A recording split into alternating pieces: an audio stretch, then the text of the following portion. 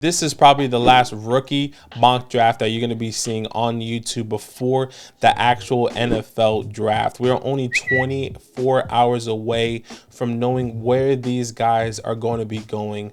So make sure you like, comment, subscribe, and let me know your hot take on the NFL draft. What's something spicy that's going to be happening? My hot take, I would say right now, is probably Tyree Wilson going ahead of Will Anderson, and maybe that's no longer a hot take with all the rumors coming out. But before we get into it, make sure you drop a like, comment, and subscribe like I said, but also go to flockfantasy.com/land. That is the best way to support what Zach and I are doing here. Not only that, you can go get our rankings, our bonus articles, and bonus content all on flockfantasy.com. Not only that, you get 30% off at sign up, and we're going to be doing so much more exclusive stuff on the website after the NFL draft, so you guys don't want to miss out. Once again, flockfantasy.com/land, get 30% off at sign up and a 2-day free trial. Let's get straight into the video. All right, let's get into it. And if you guys do want to follow the link of the mock draft that I got these landing spots from, is in the link in the description below. I am taking it from PFF. They did a 7th round mock draft on pff.com. That was on April 25th, so it's not too old, only a couple days old. So definitely go there, click on the link, and follow along with these landing spots if you want to go. So at the 101 here, of course, let's not spend too much time on this guy. Bijan Robinson going to the Cincinnati Bengals, and the Cincinnati Bengals actually trade up to pick 25, trading up with the New York Football Giants and acquiring Bijan Robinson. Look, let's not spend too long. Once again, Joe Mixon off this team, I'm assuming, or they're going to be cutting him at some point in time. They get Bijan Robinson. This is exactly what they need, can take their team to the next level. Whatever the case, Joe Burrow, T. Higgins, Jamar Chase. Now with Bijan Robinson, this is going to be a very, very deadly team. I'll take Bijan here at the 101. At the 102, yes, I am going to be taking Bryce Young, and this is something I've been questioning. You guys have been following us, this channel for a long time. Zach is Bryce Young. I've always been CJ Stroud. But one of the biggest questions I've been asking myself is like, okay, I know without a doubt in my heart the Carolina Panthers, no matter what quarterback goes there, is probably one of the best landing spots for a quarterback to go and develop. Frank Reich's history, Josh McCown is now there, all the coaching staff that Frank Reich has brought in. And we've seen, once again, the history of Frank Reich upbringing quarterbacks have been there. And now to the way the Carolina Panthers are building this team, there's no doubt I am going to be taking Bryce Young at the 102 if I do have the 102.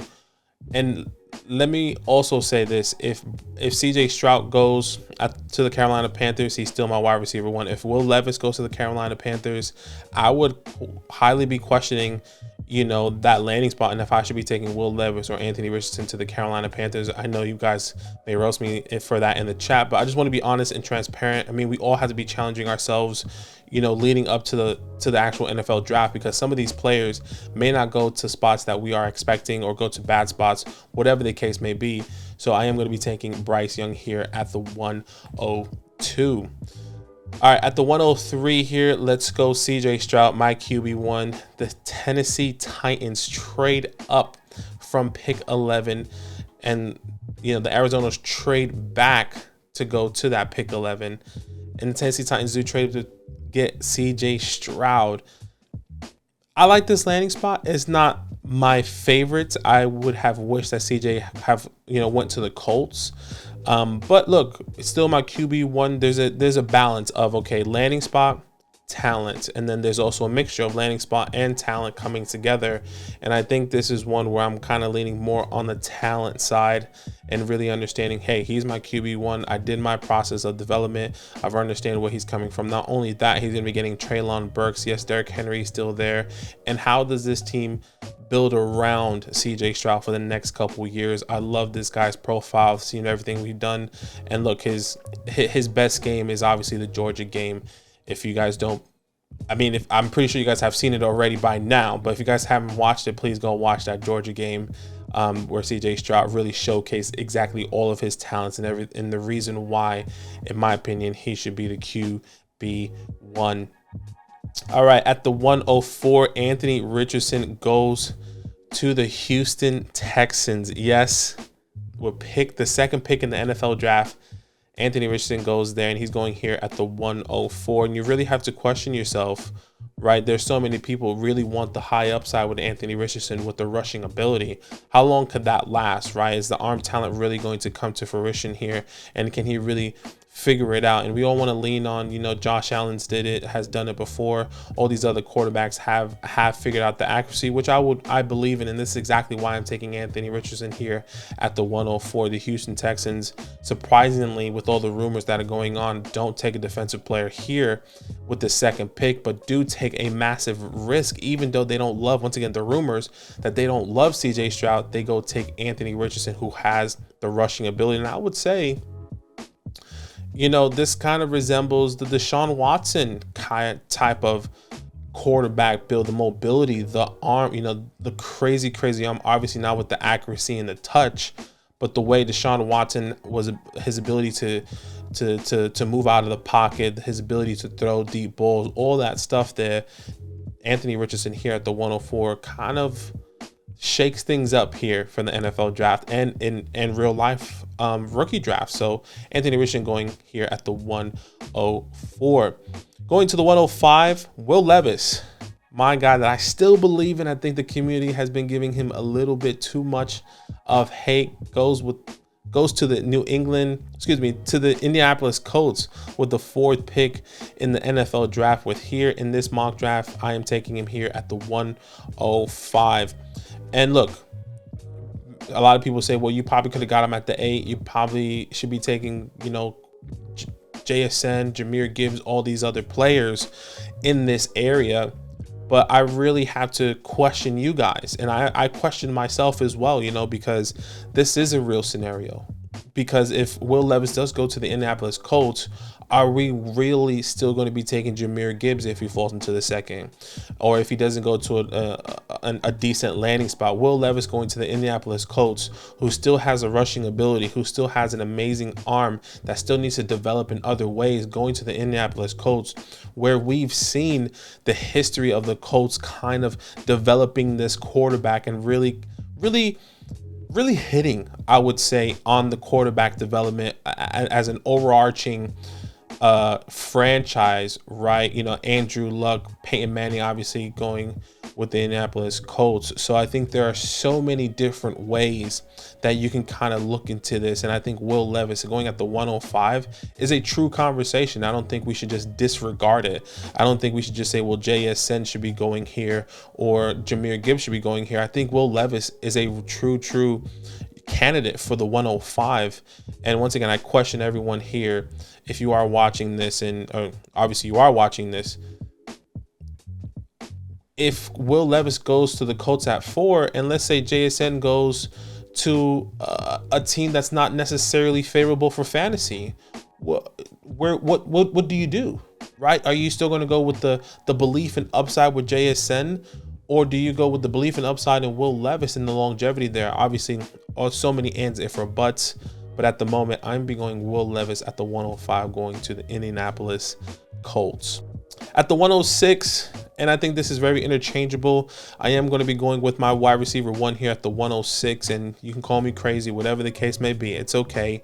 Quentin Johnston here goes to the Green Bay Packers in this mock draft with the 13th pick in the NFL draft, going here at the 106.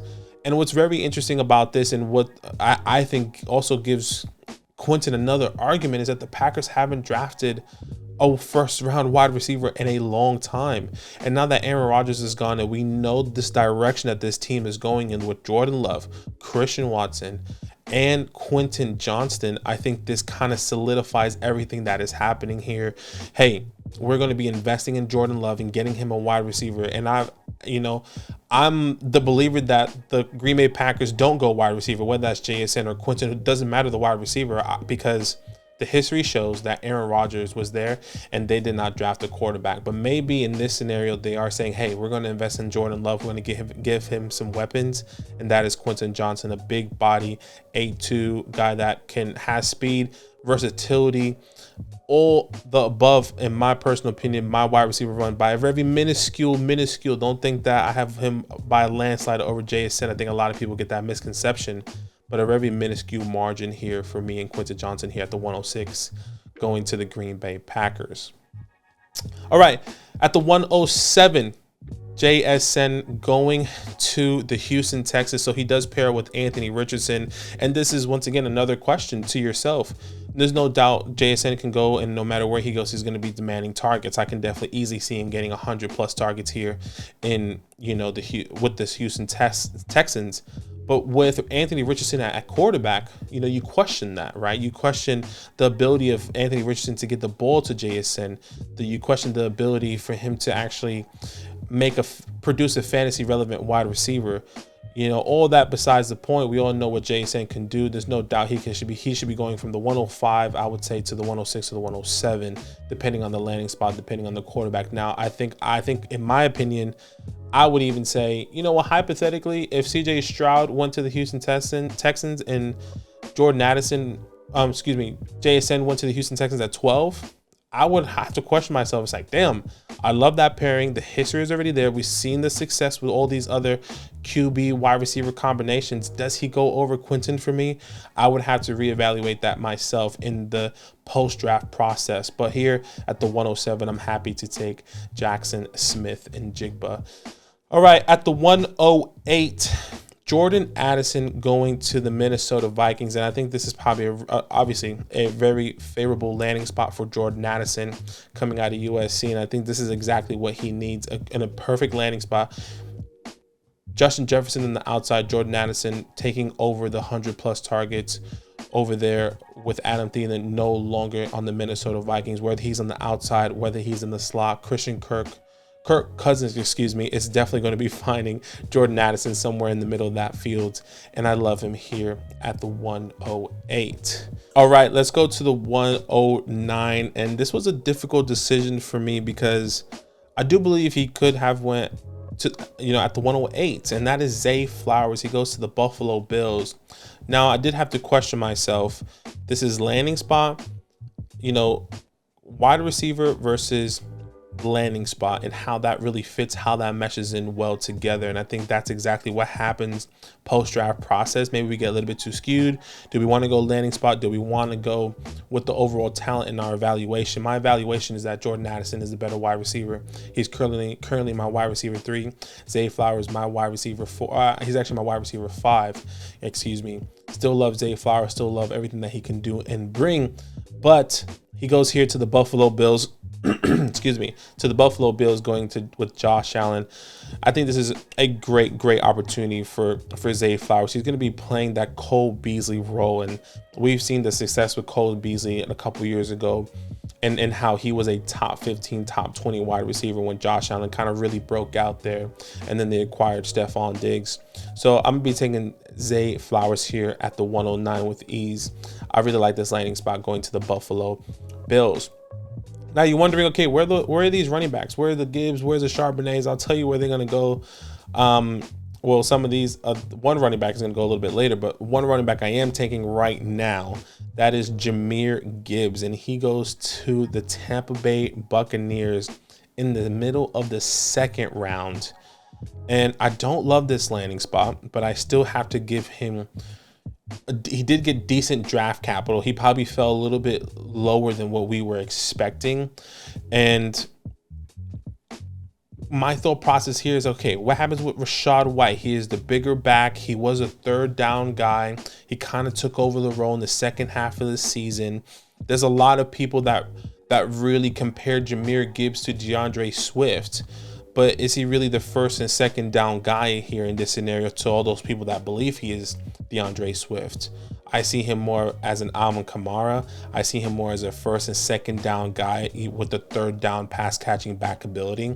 There's no doubt he comes here and takes over this backfield, but how much does Rachaad White eat into that? And maybe I'm overreacting. Maybe I need to once again come back and reevaluate. But once we really understand these landing spots and we take a minute to think about, okay, do I like Rachaad White in this offense with Jahmyr Gibbs, and how much is this going to be? Is this going to be a 60-40 workload? Is Jahmyr Gibbs 100% or 80-20, whatever the case may be?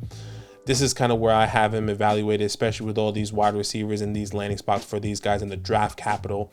All 4 of the wide receivers have gotten so far. So I'll take Jahmyr Gibbs here at the 110 going to the Tampa Bay Buccaneers. All right, at the 111, I'm gonna be taking Josh Downs. He goes to the Indianapolis Colts. He is my wide receiver 4. And once again, all my top 5 wide receivers are all in very minuscule grades apart from each other. And something that I really like about Josh Downs is his route tree, and also his contested catch ability. I think he brings a little bit more versatility, not more versatility, but I think he can bring a lot more for a team when you do draft him, and especially in a fantasy perspective. Once again, all depends on landing draft capital and landing spot. Obviously, we've been saying this all season. I'm glad this is finally going to be my last video saying, well, it all depends on the landing spot. All depends on the draft capital. Well, it all depends on the landing spot, and all depends on the draft capital for Josh Downs. And here he goes to the Indianapolis Colts, and he pairs up with Will Levis. And Josh Downs can be a deep threat guy. And what I really, really like about this pairing is that, can Josh Downs be what Wan'Dale Robinson was for Will Levis at Kentucky? This small, versatile gadget guy that can be the contested catch guy. Well, Josh Downs has great hands, where Wan'Dale Robinson, we saw those plays a little bit. The speedster, the guy that can do swing routes or Texas routes, the guy that can play the slot role or the outside role. That's exactly what Josh Downs can bring, especially with Will Levis. So I like him here at the 111. At the 112, we're gonna go tight end. First tight end off the board, and yes, it is Dalton Kincaid over Michael Mayer, because I'll tell you where Michael Mayer goes in this mock draft is not sexy whatsoever. By the way, the running backs in this mock draft is not sexy, is not appealing, and this is a draft that can really challenge us, right? We're going to be getting, if the NFL draft and some of these running backs don't get the landing spots or draft capital, it doesn't matter. Not running backs, but all players don't get the running backs or landing spot or draft capital, then we really have to pivot in the way that we want to build. But anyways, at the 112, Dalton Kincaid goes to the Dallas Cowboys. First and only tight end to go in the first round of this mock draft.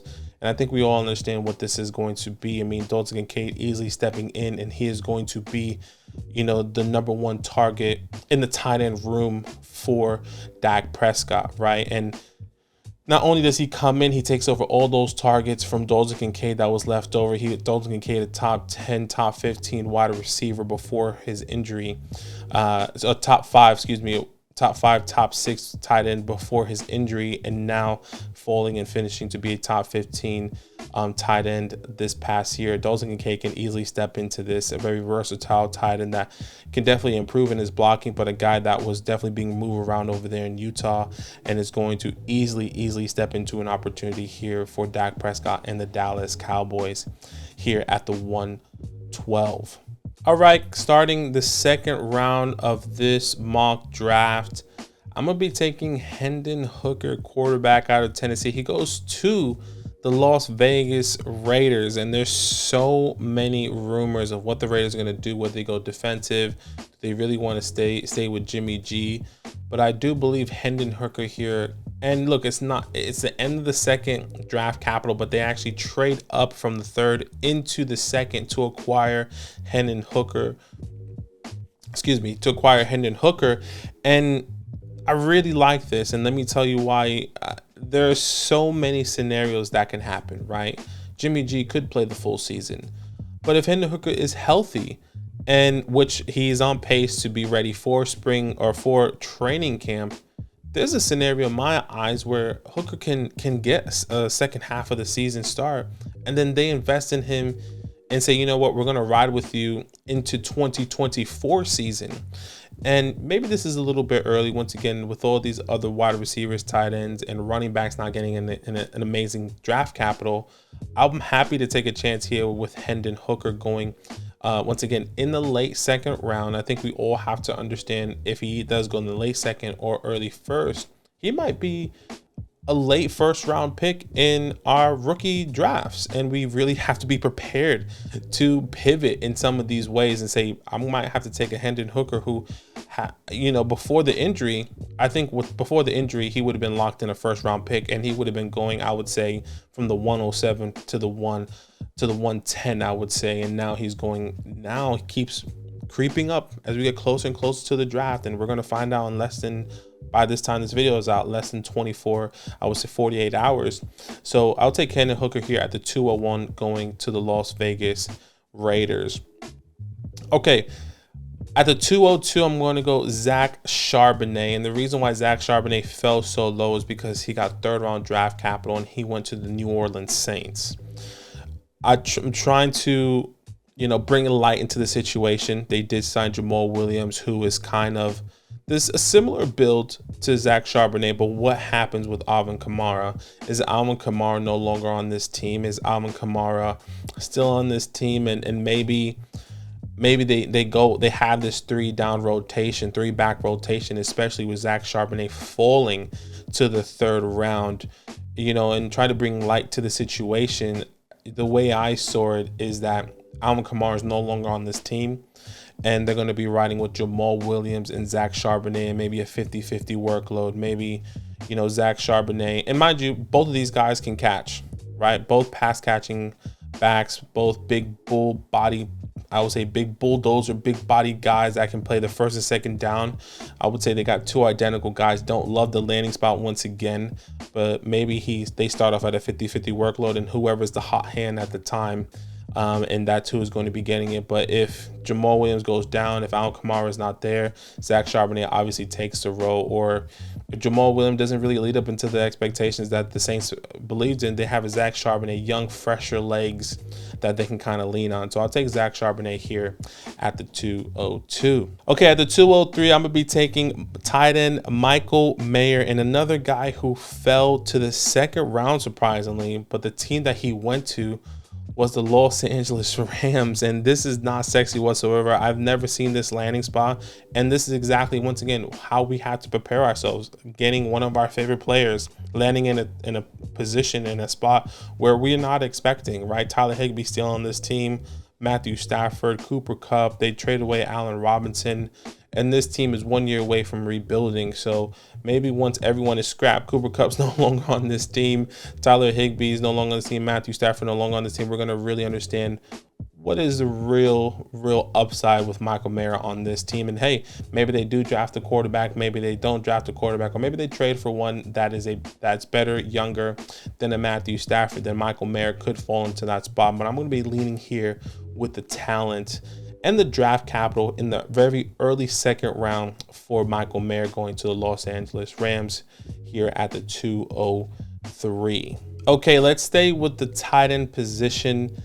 And the next tight end I am taking here, I do believe, once again, it feels a little bit early, but these running backs did not get the draft capital. Let's go Sam Laporta, going in the early 2nd round to the Green Bay Packers. He actually goes right after Michael Mayer, and I was really contemplating and saying, okay, wait, should I go Sam Laporta? Should I go Michael Mayer? And I really had to go Michael Mayer. He's my tight end 1. I can't believe he fell all the way down to this, to the early 2nd. But if this happens, Sam Laporta on paper has the better landing spot, right? So now Sam Laporta is with the Green Bay Packers with Jordan Love, Quentin Johnston, Christian Watson, another weapon that the Green Bay Packers are bringing in for Jordan Love, a guy that, you know, once again, I believe in, hopefully they believe in, and finally here, another tight end that Aaron Rodgers has been hoping for, another wide receiver Aaron Rodgers has been hoping for, all now going to Jordan Love. Can he be, you know, start off maybe not this year, but maybe in a year or two? I would definitely love to take the chance here at the 204 for Sam Laporta, one of these very versatile tight ends coming out of Iowa. You know, they call that tight end U, right? So George Kittle has the history. All these other guys having the history coming out of Iowa. So give me Sam Laporta here at the 204. At the 205, I hate this pick, but once again, I have to put respect on it. And it sucks that he goes to my team. That is Jalen Hyatt going to the New York Giants in the 2nd round. And he's going here at the 205. What is the fantasy outlook for Jalen Hyatt? I'll be honest with you, I wouldn't be able to tell you, even as a Giants fan. Maybe they just bring him to stretch the field as a decoy, a guy that can spread the field. Does Daniel Jones really lob it up to him? Maybe he does at occasions, you know, on occasions, but is he really going to be a fantasy threat? But the draft capital, once again, especially with these running backs not getting it, I really have to lean Jalen Hyatt here. he gets good. Once again, he had a top 30 visit with the Giants. The Giants kind of did their homework on him. Tennessee's offense, is not the best for a wide receiver to really transition. But once again, he has the speed. He has, I guess you can say he has the size, but having the draft capital in the mid to late second round pick, I think, you just can't ignore Jalen Hyatt here. So I'm taking him here at the 205. All right, at the 206, I'm going to be taking, this is my actually fourth running back off the board here at the 206. And Zach and I kind of have been preaching, in this middle of these rounds, how deep the running back room is. I think there are 12 running backs that can go from rounds 1 to 4 that we will be really comfortable taking here from the 201 all the way down to the 209. But I'm taking Israel Abanikanda forever here, and he goes in the 4th round to the Arizona Cardinals. This is probably one of the best landing spots for a running back so far in this mock draft. Once again, you guys can follow. Hopefully, you guys have been following in the link in the description below. This is on PFF, but this is exactly why I chose this mock draft, right? Because we're so hype on these running backs. Izzy, Evans, Tank, Tajay, Roscoe. What if they don't get the capital? What if they don't get the landing spot that we all hoped for? And we're going to have to ride with a 4th round pick running back. We're going to have to ride with a 5th round pick running back, or a 3rd round pick running back that really went to a bad spot for fantasy purposes. So Israel Abanikanda goes to the not Carolina Panthers, but to the Arizona Cardinals in the 4th round, early 4th round here, or excuse me, mid to late 4th round. And this is exactly what you want. The pro day was phenomenal, and that's exactly what we've always been hoping for Izzy to come into a better situation, a great situation. There's no doubt he's going to be taking over Keontae Ingram and James Conner. How much longer is he going to be on this team? This is another investment for Kyler Murray, a bigger back that still has to work and develop, but maybe he can block. Maybe he can be a 1st and 2nd down and a pass catching guy here for Kyler Murray. And yes, he may not be with K1 for the first half of the season, but get him acclimated in the first half, and then in the second half of the season when K1's on, get that trust in him. Boom, Izzy can definitely be a top guy, top 20, top 25. I always say even say top 30 running back in fantasy. So I'll take Izzy here at the 206. Once again, going to the Arizona Cardinals. Okay, with the 207, I'm going to be taking Zach Evans, and he goes to the Dallas Cowboys in the 4th round. I was taken 2 picks ahead of Izzy. But I really had to question myself, and I really went deep dive into this, and I was saying, okay, does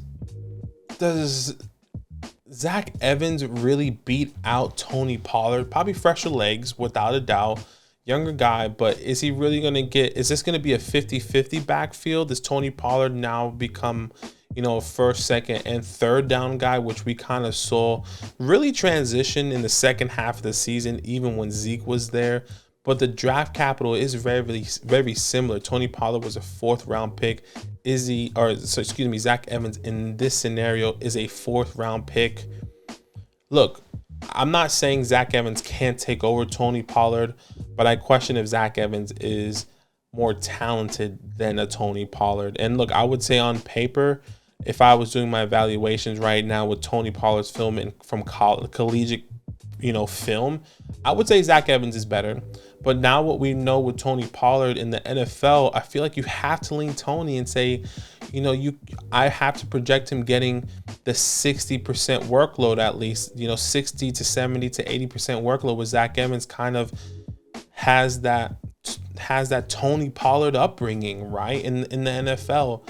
And with this draft capital, I still won't be surprised if Jerry drafts another running back the year after. But at the same time, we can't be thinking too far ahead.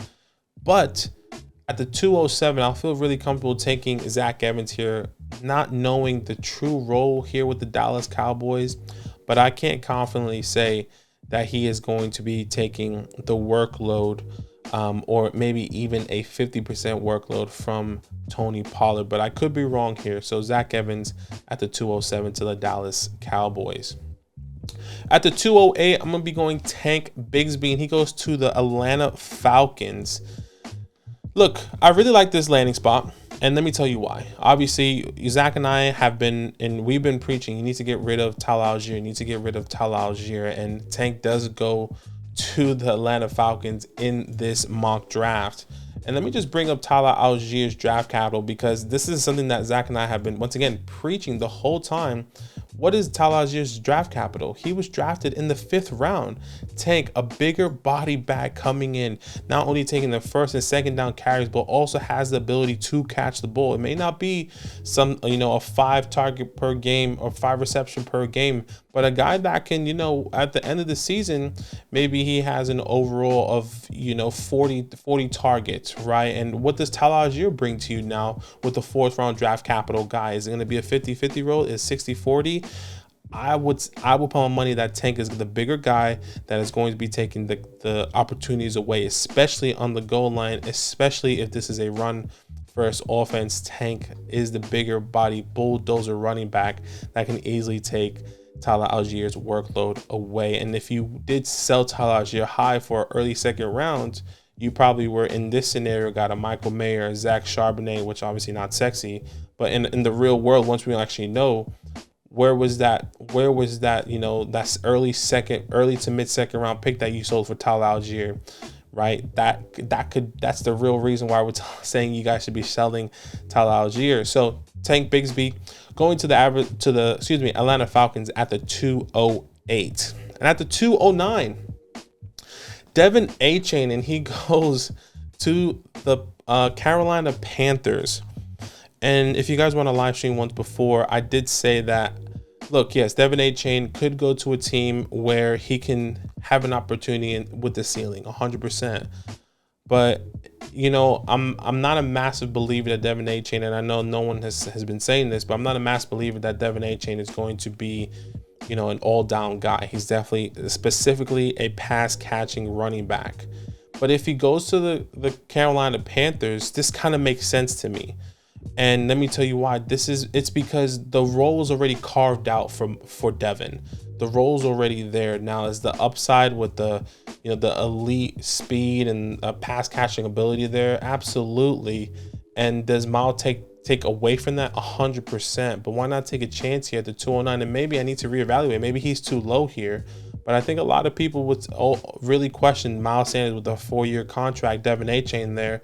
How does he really come and get a role on this team? I think it's obviously through the air, and maybe not from year 1, but as the years progressing, saying, hey, we got Devin, we got a speedster, we need to be doing something. But he goes in the 4th round, he goes in the late 3rd round, which is not exciting.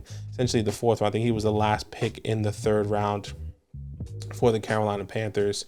So I will be taking Devin Achane here at the 209. All right, at the 210, and I'll make these three picks quick because at the end here, you kind of take flyers. You don't really love the landing spot. You don't really love the players, but you kind of believe in the talent. And I'll be taking Luke Musgrave here, who goes in the 3rd round to the Cincinnati Bengals. This is another really great team. So not only do they have Jamar Chase, T. Higgins, Joe Burrow, Bijan Robinson, now you get Luke Musgrave in the 3rd round, who it may not be the best blocking tight end, but a guy that can easily catch the ball in the middle of the field, that can be a threat, a vertical threat for you. And Luke Musgrave here going at the 210 without a doubt is a no-brainer. I would say maybe I need to reevaluate, and maybe he does go early, but at the same time, how long and when is that going to be, a tight end relevant guy, a relevant fantasy option for you in a tight end position, especially with the 3rd round draft capital. Maybe he does get it, maybe he doesn't, but I would rather take a chance on maybe some of these running backs over Luke Musgrave here. But once again, Luke Musgrave to the Cincinnati Bengals in the early 3rd round, I think it's a great pickup. All right, at the 211, going with Darnell Washington. He goes to the Detroit Lions in the 2nd round. And look, I know the Lions do need a tight end. They traded away TJ Hawkinson. But Darnell Washington is one of my last tight ends. My last tight ends in this tight ends class, just purely based off of what he can do and what he can bring to this team. We've all been saying it all off season. he is another offensive line, and I don't really necessarily see him as a fantasy threat. And Zach did say this once, which I kind of say, you know, I kind of agree with that. He's going to be a goal line type of guy situation. Maybe he's a tight end that on the goal, you know, they have been on the goal line for 5 times now and they still can't score. And they somehow bring in Darnell Washington and he leaks out and he catches a touchdown. And maybe that game he has 3 touchdowns, but like, you know, 15, 20 yards. That's the type of tight end that we're talking about here with Darnell Washington. And once again, taking the flyer here, there's so many talks that he can even go in the first round. If he goes in the first round, obviously we need to reevaluate and understand, okay, does it match? How are they going to utilize him? What does that look like? But for this moment, for me in this mock draft, I'll take him here at the 211, going to the Detroit Lions in the 2nd round. And the last pick in this mock draft here is Richie Rice. I like to call him Richie Rich. He goes to Rashid Rice, obviously, right? He goes to the Kansas City Chiefs with the last pick in the 2nd round, and he kind of gets this Patrick Mahomes bump. Is it a sexy pick? Absolutely not. But this is kind of where, you know, at the end of the 2nd, now going into the 3rd round, you're really hoping for, you know, you're really looking for opportunity. You're looking for draft capital. You're looking for situations. And this is a situation that could be very favorable for Rashid Rice. Now, is he a top wide receiver that we all expect him to be something? No, he's my wide receiver 8 right now at the moment. And he could rise, he could fall. The profile is not amazing, but he was he didn't have the best NFL, the Senior Bowl, excuse me. He had a decent NFL Pro Combine day. But Rashid Rice going to the Kansas City Chiefs with Patrick Mahomes, Kadarius Toney, Sky Moore, Travis Kelce, kind of hard to see him getting onto the field. I think he can really solidify himself as the X wide receiver there, Travis Kelce being his tight end position, and then Sky Moore or Kadarius Toney playing in the slot or the wide position. That can definitely be an option. But, you know, how long is that going to take? When is that really going to happen? And, you know, you're really just banking on the Patrick Mahomes connection here. So I'm happy to take Rashid Rice here at the 212. Let me know. Comment down below if you like this mock draft. I know the landing spots here for the PFF mock wasn't the best, but this is exactly why I wanted to do it. I wanted to do this because we need to understand and be ready that some of these guys aren't going to have the best landing spots. Some of these guys aren't going to have the best capital that we expect, and we're going to have to pivot. We're gonna have to pivot here very soon in the next couple days and be like, dang, we weren't expecting it. Or maybe all these guys have amazing landing spots and we're struggling to pick on which way we should go, right? So comment down below which player you like, which player was too low, which player was too high. And as always, it's all love. Now that those idiots are done talking, who needs some rankings? Hell yeah, I need some rankings. Then use promo code LAND, L-A-N-D, for 30% off any membership at flockfantasy.com. Oh. It's so easy, even your grandma could scan that QR code right there.